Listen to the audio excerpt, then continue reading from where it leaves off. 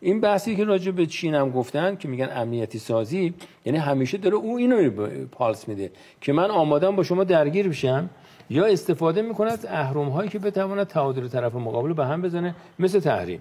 اما شما نه از طرف روسیه نه از طرف چین حرکتی نمیبینی که هی بخواد بیاد بگه که من میخوام برم تحریما رو مثلا حل کنم. تحریم حل ناشدنیه. ما این که داریم میریم که تحریم حل کنیم و در واقع تله و در این تار عنکبوتی که برای ما طراحی کردن آقای نفیو، این سازه رو ما داریم شکل میدیم. ما باید کار خودمون رو درست انجام بدیم، منافع امنیت ملی رو خوب ببینیم و خوب تبیین کنیم و خوب تبلیغ کنیم، بگیم ما چی میخوایم.